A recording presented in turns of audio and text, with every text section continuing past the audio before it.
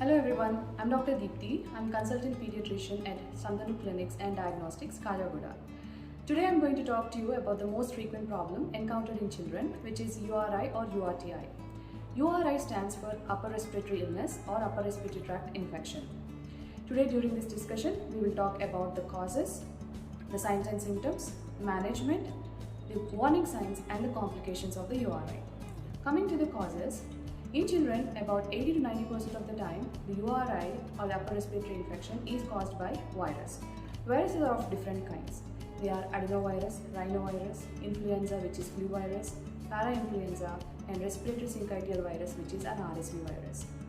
The signs and symptoms are runny nose or stuffy nose, fever, cough, post-recessive vomiting which is they cough and vomit, headache and lacrimation which is the tearing of the eyes.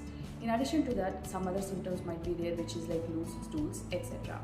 So fevers usually run in between 101 to 102. Sometimes it might go to 103 or above as well. This is the most common presentation. Fevers usually start or last for about 2 or 3 days.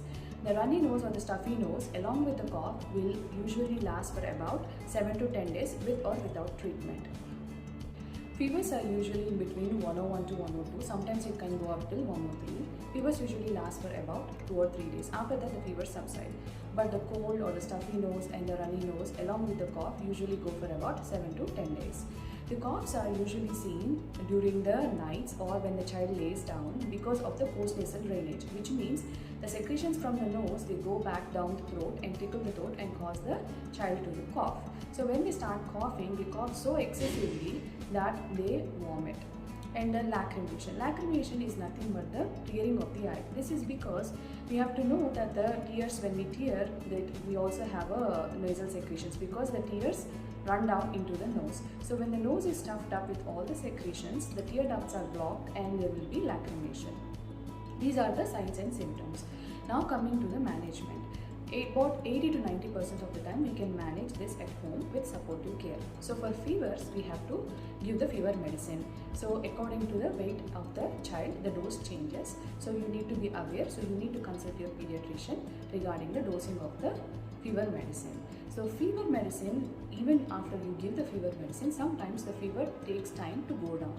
So what are the important thing you can do is called tepid sponging, which means you take a wet washcloth and wipe the child's body from head to toe repeatedly when the fevers are there, because it lets the fever to go down. And the other thing we always do is, which is a mistake, is to cover the child up when they have fever. When we cover the child up, we are not letting the heat out, so the fevers do not tend to come down. So try to keep a light cotton clothing when the child has fever and do the tepid sponging. And you can also keep that wet washcloth on the forehead to let the heat go away from the body. For the nasal congestion and the stuffy nose, the most important thing to do is the steam inhalation. So the steam, what it does is, it lets the mucus to break down and let it come out. If you're not doing the steam, the secretions in the nose, they get dried up, and what it does is the child has a stuffy nose. When the child has a stuffy nose, he doesn't want to eat, so there will be decreased appetite. The steam breaks down the mucus. So you can do the steam inhalation with about 4 to 5 times a day. For younger kids who are not able to blow their nose, we have to help them out. So you can use the over-the-counter available bulb suctions or nose feeders to get the mucus out from their nose. And for the older children, you need to encourage the child to blow the nose.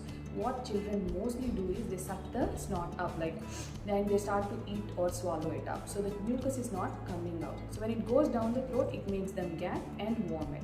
So you need to encourage the child to blow their nose. So when they have fevers and stuffy nose or the runny nose, they are losing more water from their body. So dehydration is the key. So even though the child is not eating, make sure the child drinks more than usual, which means if a child normally drinks about 2 liters of fluids, like it can be coconut water, juices, milk, whatever it is, you have to increase it to 2.5 liters or so. So in that way, the child maintains hydration. The hydration is also very important. So when the nose boogers or the secretions from the nose are taken care of, the lacrimation also sets in. So why do children have headaches? during the cold symptoms is the sinuses all drain into the nose, and they drain into the nose and then go back through the throat, and the child either swallows or coughs it up. So when the nose is stuffed up or blocked, the sinus drainage is blocked, that's when the secretions stay up in the sinuses and cause headaches. So if once you get those secretions out, or the nose boogers, or mucus, whatever you call, from the nose out, then the child feels much relieved. He can breathe, he will eat much better, he will drink, and he will not have any headaches or lacrimation. This is the basic management you can try at home for the children.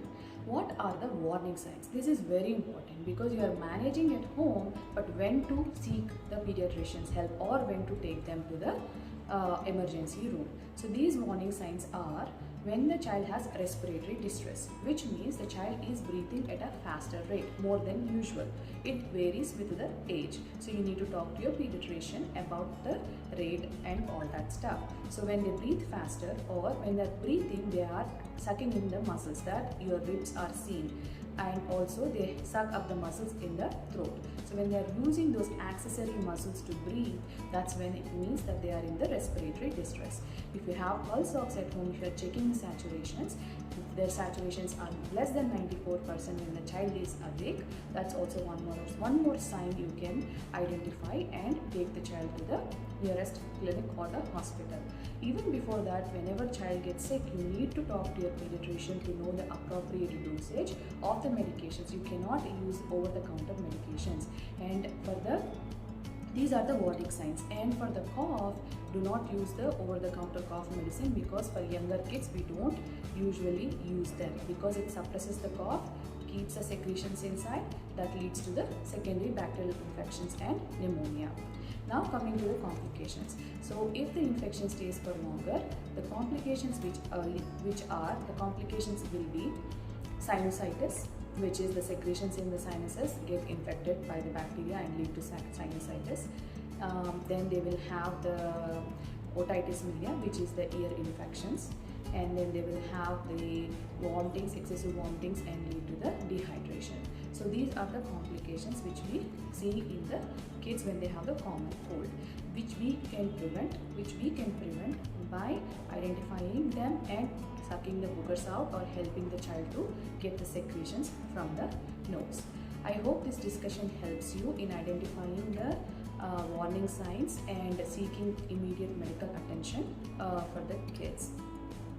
I'm the pediatrician at Santanu Clinics, and I am available at the clinic. So please, I hope that this discussion helps you, and take care and stay healthy. Thank you very much.